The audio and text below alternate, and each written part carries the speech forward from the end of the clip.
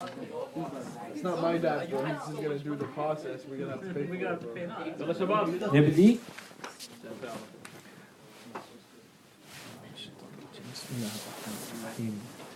In the name of God, most merciful, ever merciful, and may God's peace and blessings be upon His holy Prophet Muhammad and the purified members of his household and progeny. Allahumma salli ala Muhammad wa ali Muhammad. Okay, so after a couple of weeks of break, inshallah we will continue where we left off. And then after we can talk about what happened in the break. Some of you are, okay. So as a quick recap, for those of you who missed the last jalsa, because a lot of people were away, were busy or could not make it, what we talked about, we gave a brief overview of the different Islamic disciplines and sciences. And the topic was basically to explain that in Islamic sciences, we need research that has to be done in the same way that we see, for instance, in the academic fields. Sometimes I think some of us think that religion is this very static, building or very solid construct that never changes. It was revealed, and whatever was revealed 14 centuries ago remains intact, and everybody, the big scholars, know exactly what it is, exactly as it was revealed, and that's what we teach, and that's what we learn, and that's religion. So the point of the discussion that we had at the last lecture, the last time we saw each other, for those of you who were not here, just so that you know what you missed, is to make sure that everybody understands, first of all, what are the big Islamic sciences? What are the big Islamic fields? And once we understand what all those fields are and what we study in each one of them, when someone says, I'm studying religion, what do you mean by religion? Because there are all these fields. We talked perhaps about 10 or 12 of these fields. And the point was to show that there's new work that needs to be done in all of these fields. Just like when you go to university and you're about to do a master's or a PhD, your teacher, your supervisor, is going to tell you there are fields that have already been studied a lot. And it's probably going to be very difficult for someone to come and to show a new contribution in those fields. But there are fields that have really not been studied a lot. They need people to go in and do some good research. And so, of course, if you go in a field where a lot of people have already done a lot of research, you already have a lot to work with, but it's going to be, the difficulty is that you have to come up with something no one has come up with, and to explain why this is new, and why you're the genius who found it, and all those before you who touched on the same topic were not able to reach the same conclusion. And if you study a field where not many people or no one has ever researched that field, the difficulty is you don't really have a lot to work with. So you have to be what they call a pioneer. You have to be someone who does fundamental research. You have to lay the foundation of a new discipline or new question and find a way to start discussing and researching that topic. Islamic sciences are in the same way exactly. There are fields that have been studied a lot, and for someone to come and say, I have a new interpretation, I have a new understanding, you have to explain why yours is new, and how come is it that you're the first to come up with this when so many before you, very competent, very big scholars, were not able to reach the same conclusions. So that's one. And we actually have fields where not a lot of work has been done. As the example I gave was, for instance, this notion of leadership that today is very popular in today's societies, whether from a professional perspective, self-help, leadership capacities, when people tell you you have to be a leader or have a leadership character. Well, there has not been that much work done in Islamic scholarship about this topic because it wasn't really looked at from that angle. It wasn't looked at from that angle centuries ago. This is a new phenomenon. So someone has to understand it in this new world and then go back to Islamic sources and see how can I get something from my Islamic sources, from the Holy Quran, from the Ruwayat, from the lives of the Holy Prophet or Prophets or the Imams, that I can then explain Islamically. This is a non-Islamic notion, and I want to see if Islam has anything to say about it or not. Anyways, so that was the last topic. Now let's go back to our subject. As you remember, what we did in the last few lessons is that we presented the strongest proofs for the existence of God. One of the proofs that we presented was called the proof for the necessary being. The second proof that we presented was to look at the design in the world and see where does that design come from, and can it be simple coincidence and random chaos that generates this kind of design in the world, the intentionality, the purpose, or do we need a designer? Okay, so those were the two big proofs. And at the end of it, maybe we can go back and do a bit of review to make sure that those two proofs are well understood. What we're ready to do now, and this was a little bit of a survey that we did in the last lecture, we said, let's see, do you want to spend a little bit more time discussing proofs for the existence of Allah subhanahu wa ta'ala, or do you want to move on to the next topic? So the majority voted for moving on to the next topic. So now we're moving to the next topic, which is the attributes of Allah subhanahu wa ta'ala. And we're going to talk about the attributes of Allah for maybe 2 to 3 lectures, and then we keep moving into other topics. What do we mean by attribute? An attribute is a term, is a word you use to describe something. There are different ways of describing something. When I say Allah subhanahu wa ta'ala exists, it doesn't really tell me much about what kind of God is it. And at the end we can talk about the importance of this question. But the attributes of Allah, the descriptions that we have of Allah subhanahu wa ta'ala, help me understand what kind of God am I going to worship. If I want to worship, what kind of God is it? Is that kind of God worthy of being worshipped or not? Not any God is going to be worthy of worship. So at the end we'll come back to this one topic. Keep it in mind. So what do we mean by attribute? We mean a description. And as we said, there are different ways to describe something. So let's take any of you guys as an example. If I look at you, I can say, for instance, about you that, let's say you're a human being, you're a boy. Let me take an example, one of you. I'm not going to look at anyone. Maybe someone will recognize themselves. Okay, let's say he's a human being, he's a boy, he's very generous, and he's very talkative. Talks a lot. Okay? And I will also say, I'm going to describe the person in another way. I'm also going to say that this person is not a plant or an animal or a girl or an alien. They never stop talking.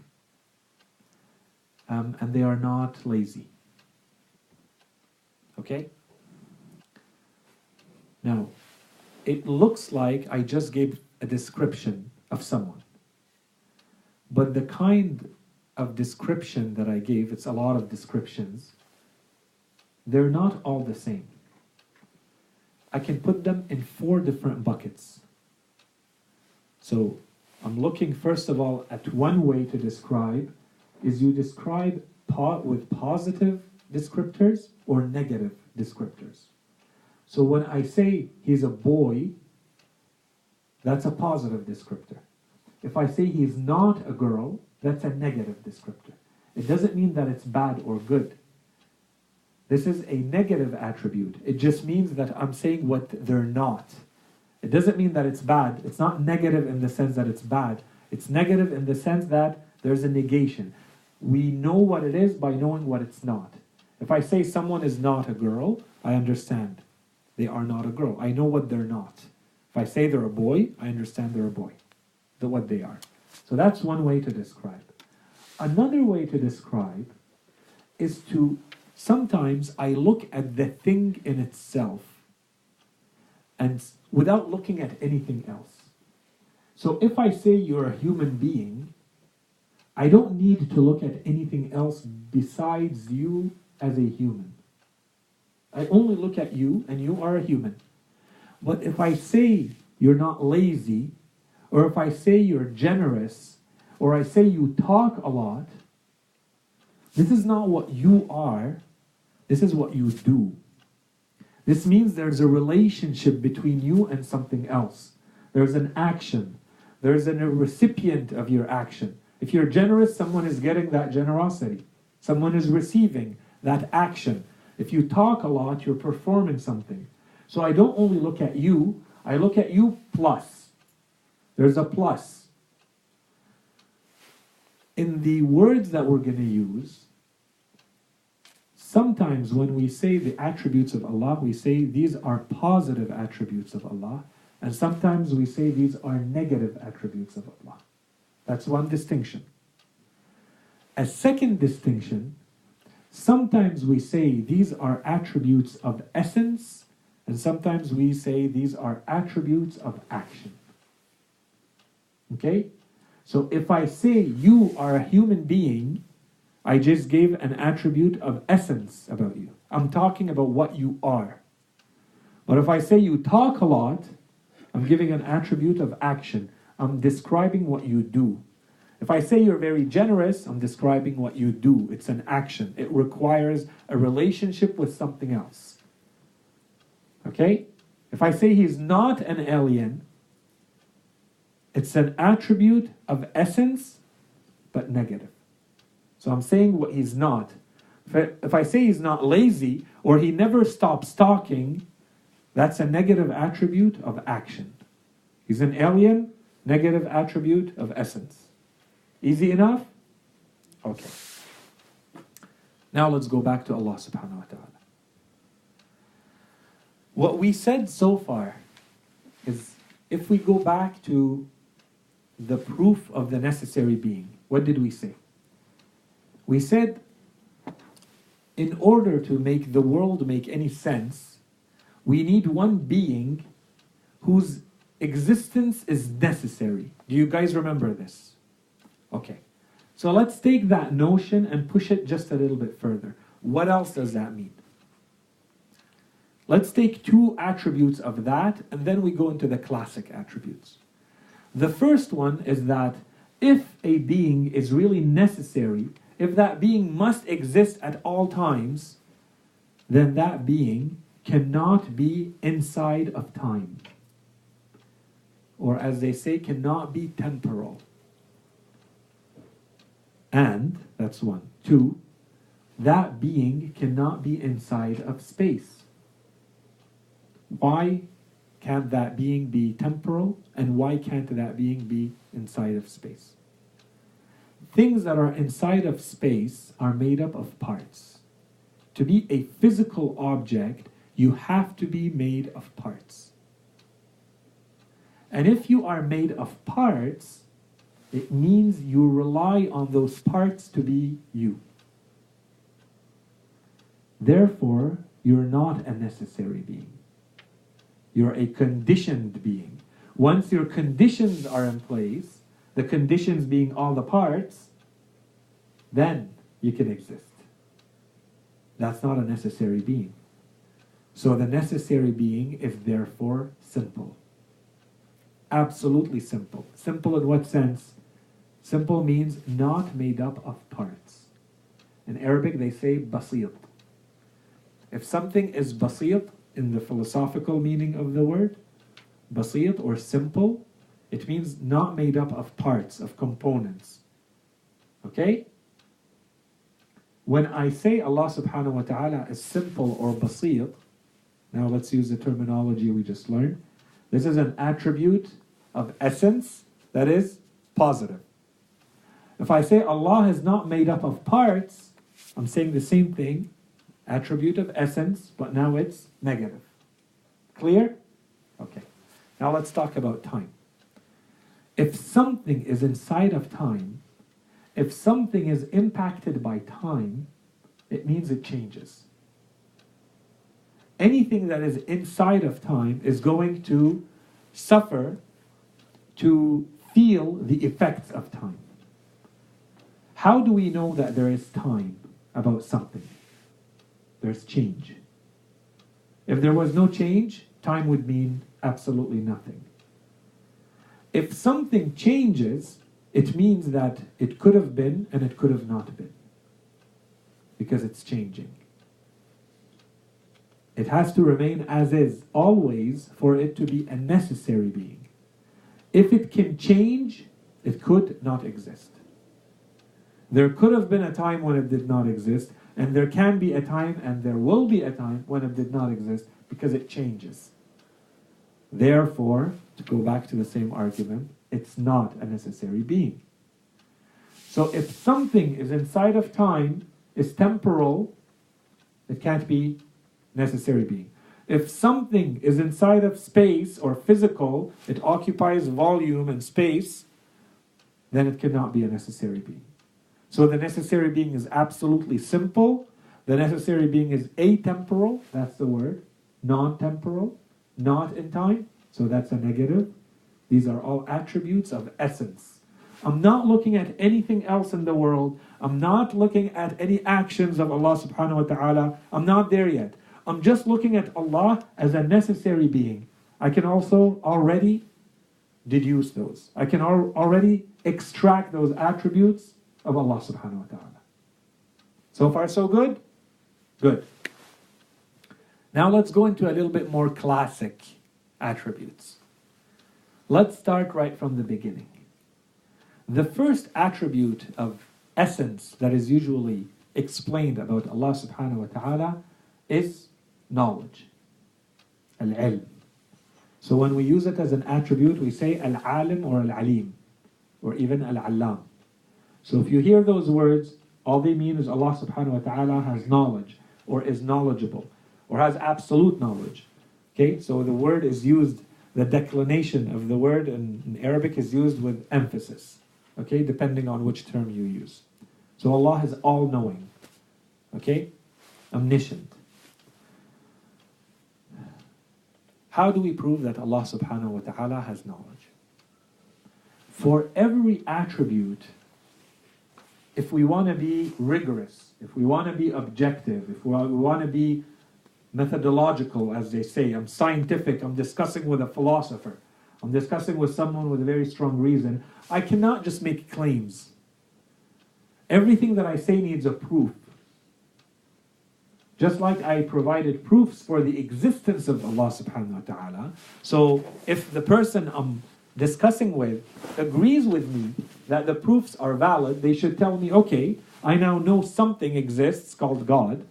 I know there's a necessary being. And if they've been following up to now, they now know that it's not a temporal being, and it's not a being that can be inside of space. It's not a physical being. What else can we say? So now here's my claim. My claim is that this is also a being that has knowledge. Okay, so how do I prove that? How do I prove that Allah subhanahu wa ta'ala has knowledge? I cannot just make empty claims. One of the things that you should always keep in mind, and there's a few of them, but I don't want to just lump them all together because we won't have enough examples. So as I give them to you, keep them in mind, and at the end we're going to have a few principles that we can now generalize to all the other attributes. One of the things that you should always keep in mind is the same argumentation that we used to prove the existence of God was what? The necessary being. Everything needs a cause if it's contingent. Right? If something is not necessary, it needs to come from somewhere. So the first thing I should do, without making things too complicated and too philosophical, one of the first things I should always do, or if I'm discussing with someone is ask them to do, is look around in the world and explain where things come from. So there are things in the world. I've explained their existence, the things themselves, the entities that are, galaxies and cells, animals, planets. Those, they've now been explained. But there are other things in the world. For instance, knowledge. Every human being instinctively understands what knowledge is. It's kind of impossible to define and explain what knowledge is. You can find some definitions in the dictionary, but really you don't need them. As a human being, if you are aware of something, and of course you are, if you are a sane, fully functional human being, you have awareness of things. That awareness is knowledge. Knowledge is one of those very few, very fundamental notions that cannot be reduced to something simpler. Knowledge is one of them. Existence is another. And that's why some philosophers write very, very thick books called Being. Okay? Because these notions seem very simple and they're very complex too. And the more you understand them and you understand how they are manifested, the deeper your thinking is about the world. Anyways, so let's go back to knowledge. When we look at the world, we encounter something called knowledge. We have it. We all have knowledge. We are aware of things. If you encounter something in the world, you have to be explained where it comes from. So in the case of knowledge, where does it come from? We cannot just take it as we know it in ourselves. Some animals can be said maybe to have knowledge. It's not human knowledge. Humans have a lot more knowledge, and not all humans have the same type of knowledge, the same quality, the same quantity. That changes, right? But we know there's something fundamental that's the same. It can change in quantity or quality, but it's the same. That's knowledge. The issue with human knowledge is always deficient. It's always incomplete. It's always imperfect. So we know we can't just take that and project it on God and say that's God's knowledge. But what we can do, what we're sure that we have to do, is that we do encounter knowledge in the world, and it must come from somewhere. And if that somewhere is not the necessary being, we have a problem. Because we're going to have to fall into the same issue, which is infinite regress or the vicious circle. That's how you link knowledge back to Allah subhanahu wa ta'ala. There's a lot of other proofs. That's probably one of the easiest ones. The second proof, let's add another proof. We presented two proofs for the existence of God. The first one was the necessary being. And we just used that one to prove knowledge. Okay. The second proof was what? For the existence of God. The engineer. Design. The design, the engineer. Okay. If we understand that argument properly, if we understand that the world has design and it needs a designer, we said the strength of that argument is that it not only proves the existence of God, but it proves some of his attributes. To be a designer, able to design this universe, would God not need some knowledge? How much knowledge? Everything. Everything. Everything we know, and we know how much we don't know. All of that has to be part of that initial knowledge. And who knows how much more? But at least that part. And that way we prove the knowledge of God. By reusing the same one, now I prove to you that God exists. Depending on which proof I used, now I can prove that God has knowledge. And that's how we prove one of the main attributes of essence, positive attributes of essence. We say Allah alim or alam or alim. Allah has knowledge. Allah is knowledgeable. Allah is omniscient. Okay? Let's move to a second attribute. Power. So what's power? What do we mean when we say Allah has power? I want you to concentrate here because power is made up of three things that we have to combine together. The first one, three things. The first one in power is that I have an intention. Okay? If I have an intention, I have a will. I can decide. Okay? That decision is part of power. I have a power to have a will. 1. 2, I have to have ability. I could will to fly, but I don't have the ability to fly. So that's not power to fly.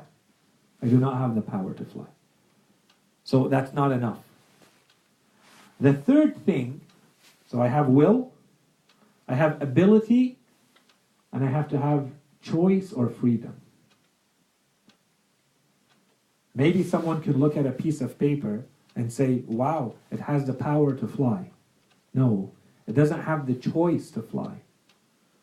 The air made it fly. Doesn't count. Does the sun have a choice to shine? No. Its nature is to shine. We cannot really say about the sun that it has the power to shine. It's not an act of free will. You need the intention to do the action. You need the ability to do what you intend to do. And you need the freedom, the free choice to do it like you want, when you want. Otherwise, it's not power. Yeah. Isn't the third thing of power and the first thing of power like the same thing? Because like saying something has to have a will means that it means that something is doing something on its like choice, basically freedom of choice. Isn't that the same thing as the third one?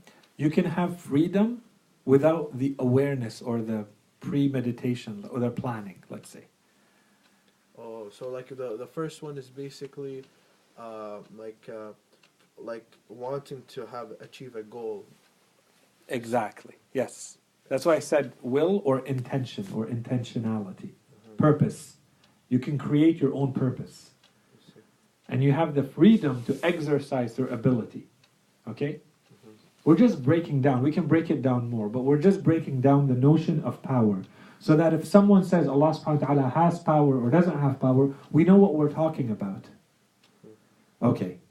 So does God have power? Okay, we need to prove it. So again, first way to do it, we can look at the world. Are there things with power or not? Same argumentation. 1.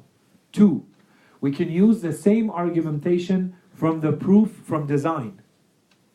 We said Allah subhanahu wa ta'ala, if He is the designer of the world, if He is the one who put the design of the world in place, in addition to having the knowledge to put it in place, He must have the power to put it in place. Right? Therefore, that's the second attribute of essence. Positive attribute of essence. Yeah. Like I understand because like he say like because he designed it, he needs to have like the knowledge of it. But I don't see how that proves how he has unlimited knowledge.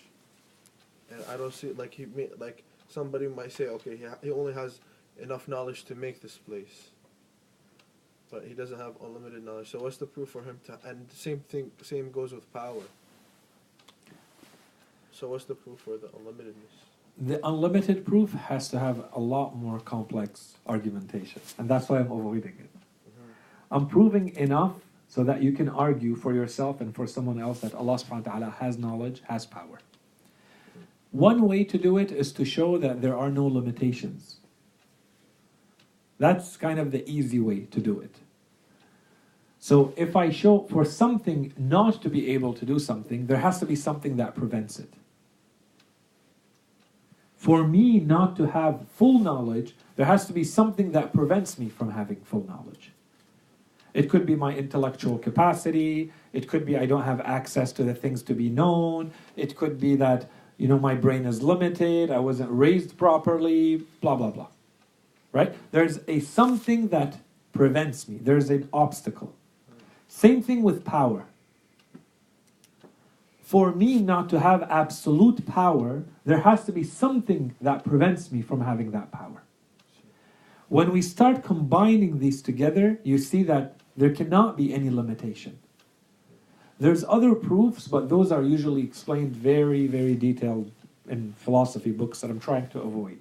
Okay? That's why I didn't use those words yet. I didn't say the unlimited.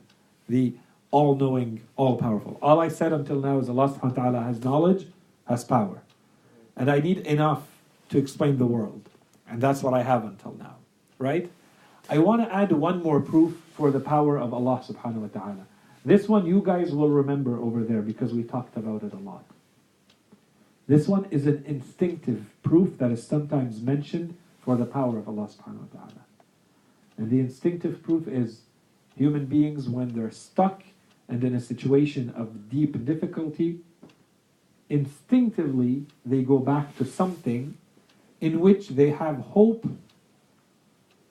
that can get them out of any situation, no matter how impossible that seems. And this means you instinctively believe in something with that kind of power to be able to pull you out of any situation. That's the instinctive proof for the power of Allah subhanahu wa ta'ala. And of course the instinctive proof can also be used for the knowledge of Allah subhanahu wa ta'ala, but we didn't use it. Okay, so far so good? Two quick objections about knowledge, about power. The first one, and we've talked a little bit about this, but let's mention it again. Let's flip the argument and talk about what you just said. So, is God's power truly infinite, or are there things to which it does not apply? So here we have to distinguish between two types of things. A thing needs to be logical for it to be a thing. Otherwise, we cannot use power on something that is impossible. And I think we used the example here in at least one of the lectures. Let's use it again. When someone came to one of the imams and asked him, is Allah subhanahu wa ta'ala able to take the entire universe and put it inside an egg without shrinking the universe or expanding the egg? And the imam replied saying, it's not that God cannot do it. It's not that Allah subhanahu wa ta'ala doesn't have the power to do this. What you are asking cannot be. You're asking something that doesn't have sense. Another way to understand this, not to say it's logically impossible because it's abstract, another way to understand this is that the thing receiving the power, in this case the universe and the egg, must be able to receive the power. In this case, what? The power is this big thing fitting into this small thing, but there's a condition. Maybe I didn't mention the condition.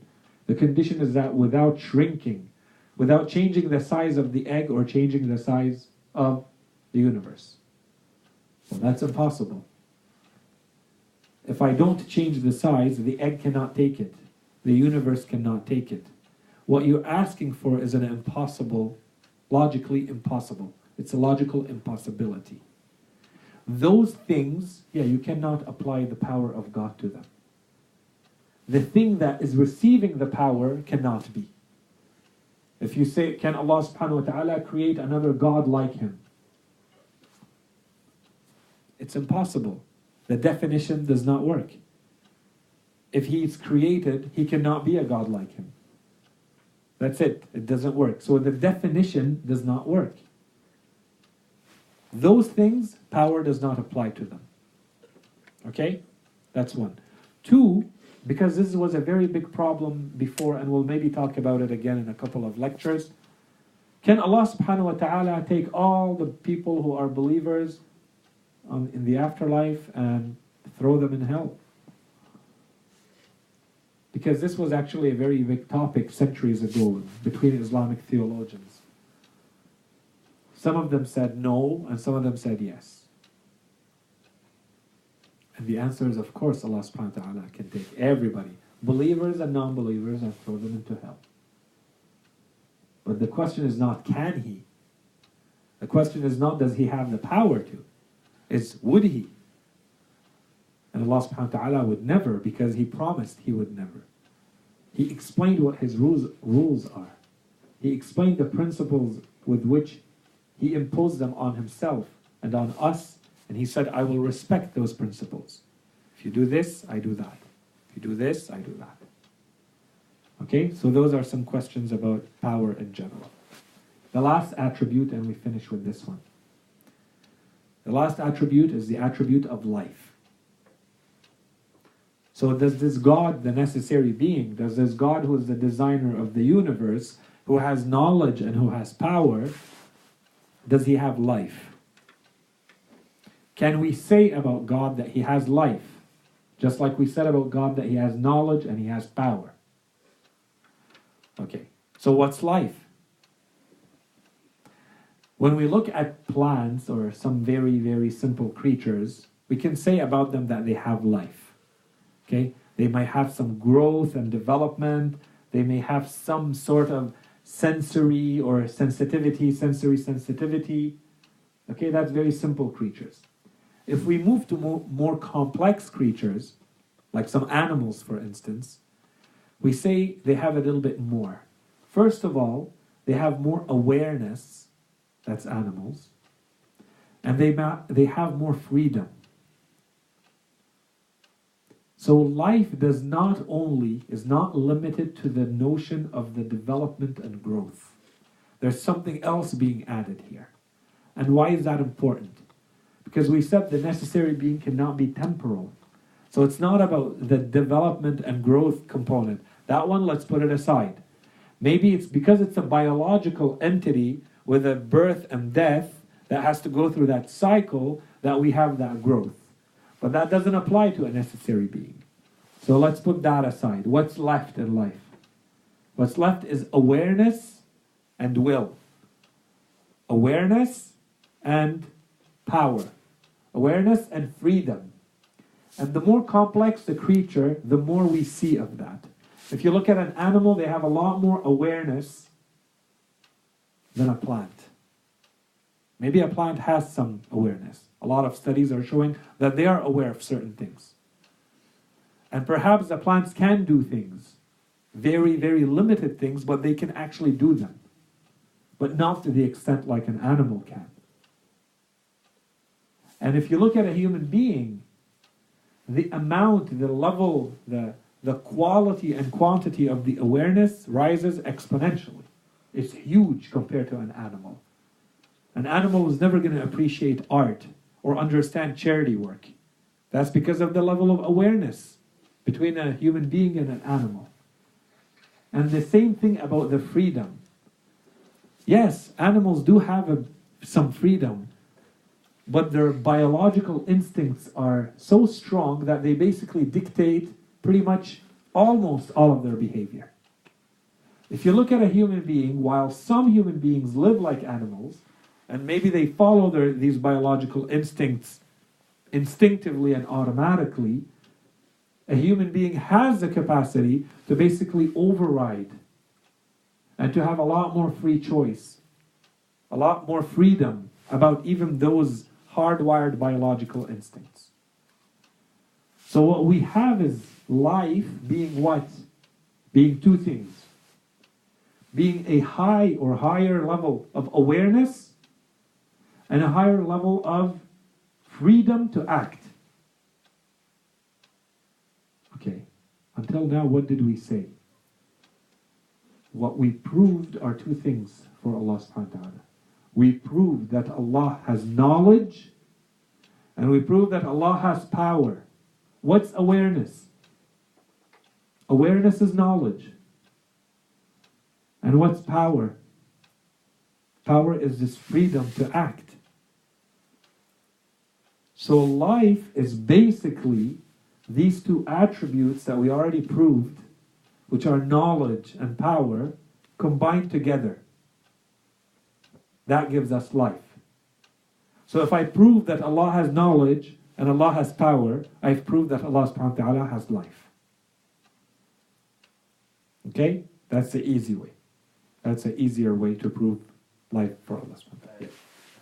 I know that the plants supposedly have life, but pretty sure they don't have awareness, or do they? They have some. Okay. You know, like when they say, for instance, they are aware that where the sun is, where the light of the sun is, so they'll move to be closer to that. Or if you put some music beside them, they will grow in a different way than if there's no music, or if you talk to them or take care of them. There's a lot of studies on this now. So we cannot say that they have zero awareness. But of course, that's a very, very rudimentary understanding of what awareness is. But there's something of a sensory action reaction. Yeah. I'm probably seeing life as wrong, so correct me if my definition is wrong. But like I see that if something has life, that means it could die. Because like so what did that mean that God like he like would that be wrong now? Because now that I think of it, it's kind of wrong, because if something is not living, then it's not there. Like if it's not not that it's not there, that means it doesn't have awareness, and it doesn't have all those things, which mean like like of course God is not gonna die, astaghfirullah. So basically I'm wrong in that sense. So what did we say before? We said we have to look at the world and explain its phenomena. And we have to understand where they come from. So let's look at life. When I find something, let's go back to the example of knowledge. What did I say? I said when we look around, when I look at myself, or I look at other human beings, or I look at the universe, what I find is that there is something called knowledge. Ilm. Knowledge needs to come from somewhere. Except that the knowledge I encounter in the world is always imperfect. For instance, if someone is walking behind that wall right now, I don't know anything about it. I can't see behind the wall. So if I start looking at the types of knowledge that I see that they're deficient, they're incomplete, they're imperfect. I have to think about the same thing and eliminate those imperfections. Get rid of the parts that would not be compatible with a necessary being. They would be inconsistent. They would be contradictory with a necessary being. So the knowledge that I encounter in the world is imperfect. Okay, so can I say that the necessary being does not have knowledge? No, it means I'm using a restriction that doesn't apply to him. It means that's not the reality of knowledge. It means the knowledge that I have is incomplete. There are other types of knowledge, other people, other entities that will have a much more complete knowledge than mine. And they would probably be able to see behind the wall. I can't. So now if I take that as an example, what did I do? I took the notion and I removed the parts that are incomplete, deficient, imperfect, and I'm left with something that is compatible with the necessary being. Let's go to life. There's one part of life that we're all accustomed to because we see it in biological things. Biological things have a birth and death. Biological things grow. They have a cycle. They reproduce to come into existence. And when they come into existence, they have to sustain themselves, get energy somewhere, and. Okay? These are biological entities. That's one way to look at life. But then I looked at life and I saw things that have life, it's not all the same life. Some things have more in their life. The awareness is much more complex, much more complete. The freedom is much more complete. Okay, and what about this thing, the biological part? Well, it cannot apply because it's a restriction. If I could find life in things, if I could say of something that it's alive, and it still doesn't need birth and death, and I could imagine that, something that is not born to come into existence, something that does not die after it exists, and I can still say about it that it has life, all I'm saying is it has awareness and it has free will to act. Or in other words, it has knowledge and it has power.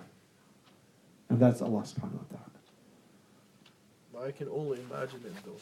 But I can prove it with theory because of the necessary being proof and all that. So I can't imagine it with logic. Like it's true. Like I can't. Literally I can't bring it into existence with the logic because it's logic. but you're being restricted by biology. Yes. You're limiting life to biology. That's like, I see what you mean. It's like I'm using science, but in the wrong way. You're limiting yourself to something. And this, if you understand it properly, this, what I'm explaining, and you know how to apply it, it's going to open a lot of issues for you. It's going to resolve a lot of issues for you in religion. If you understand the notions by removing all the imperfections from them, what you're left with is something different, and it makes you see the world differently. Because you start thinking in terms of notions, of the concept, of the idea in a pure form. If I say the word qalam, and I only think about the wood pencil, and one day I encounter a mechanical pencil, say, does it apply? Yeah, it's because I'm too restricted in what a pencil is. But if I think in terms of ideas, and I forget the substance, the way it works, and in my mind a qalam is something with which, it's a tool, it's an instrument that I can write with, then I'm not surprised, and I can easily apply the notion of the qalam to something that writes. For instance, a mechanical pencil, or something else. For instance, for Arabic, it's qalam is not necessarily pencil. It could be a pen, could be a feather, it could be a piece of wood. It doesn't matter what it is. In fact, if you go to the Quran and it says noon wal qalam, you go to our reports, our riwayat, and they say al-qalam is a malak. It's an angel. It doesn't look like a pencil or a pen. But the role of that angel is to write everything. Everything that has ever happened and everything that will ever happen. But because of the role of that angel, which is what? It's like he's transcribing in our world. To understand it, it would mean it's like he's writing down everything. The Quran refers to him as qalam. Okay, that's if you learn how to think in terms of the idea. What's being performed? Now, it can take this shape, this form, it could take this shape or this form. If you take the notion of life, the idea of life, and put it into a biological entity, then it's going to have life and death. But if I took the idea of life and put it into something else, which unfortunately we don't really encounter in our world, then there wouldn't be life and death, because it wouldn't be a biological entity. The nature of a biological entity, if you can think about a biological entity on its own, would require life and death. So if I gave it life, it's going to have a birth and a death. If I found a way to think about something else and put life into it, maybe it doesn't need a birth and a death as part of its definition of life. Okay.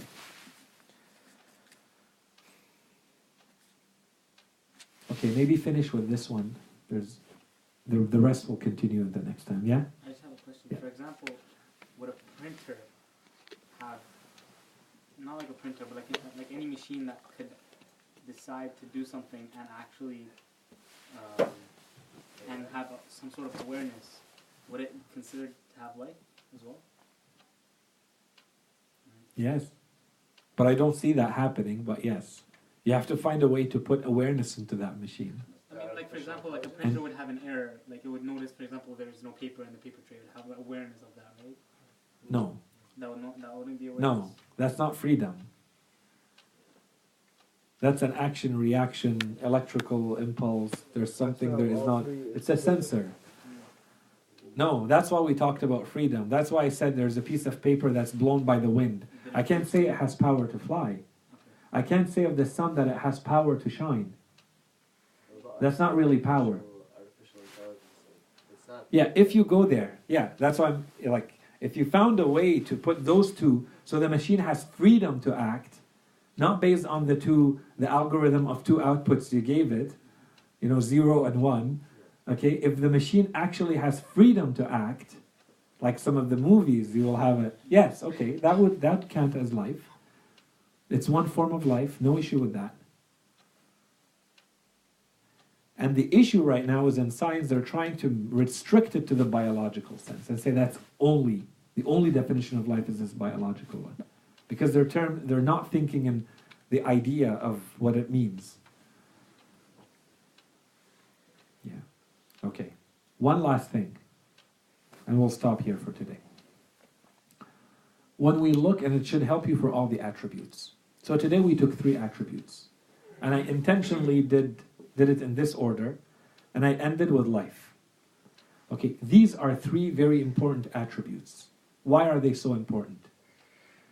Because if you knew how, and we can talk a little bit more about that in the next lectures, you can derive the other attributes from them.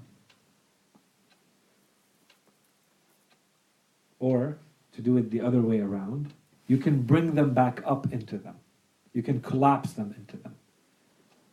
So if suddenly we start talking about Allah as-Sami', all hearing, Allah al-Basir, all seeing, well, these are forms of knowledge. So if I understood Allah subhanahu wa ta'ala as being knowledgeable, it'll be very easy for me to go into Sami' and Basir. And when we say Allah subhanahu wa ta'ala has 100 names, 100 attributes, or even more, and we've talked a little bit about those, well, all of them are collapsible into each other. And so when you see in our reports, in our riwayat, that some of the names of Allah subhanahu wa ta'ala are greater than others, what do we mean? Why are they greater? Why do they tell you in this dua, use this attribute of Allah, not that one? Because these are the attributes into which all the others collapse. So if you understand that Allah subhanahu wa ta'ala has knowledge, you've already included a number of other attributes. If you understand Allah's power, you've already included a lot of Allah's attributes. Those other attributes only talk about themselves. You don't collapse other things into them. The ones that you collapse everything into are the 3 that we talked about today. More than that. If the interpretation that we gave is correct today, we should be able to collapse the 3 that we gave into 1 today. Right? So everything that we just said, we said knowledge, power, and life. But we said life, really what it is knowledge and power. So now we've reduced the attributes of essence to life. So now we can say Allah subhanahu wa ta'ala, one of His greatest attributes of essence is Al-Hayy. And that's why Al-Hayy becomes an extremely great attribute of Allah. It's used in narrations, it's used in invocations, in ad'iyah, in dhikr. The Sufis have entire dhikr where they repeat the word endlessly until they go into a frenzy. Why? Why is there insistence? Because of this. Because you start understanding how they fit into each other, and you understand, for instance, the significance of a verse of the Quran where it says, Al-Hayy Al-Qayyum. Why that verse is considered so great? Because it encompasses all the teachings in a few words. So the word Hayy in Surah Ayatul Kursi basically is encompassing all the attributes of essence. And perhaps Al-Qayyum is encompassing all the attributes of action, but that's another topic. Okay? So let's stop here and then we can have a little bit more of a discussion if you would like. وصلى الله على سيدنا محمد وعلى آله الطيبين الطاهرين. اللهم صل على محمد وآل محمد. وأنتم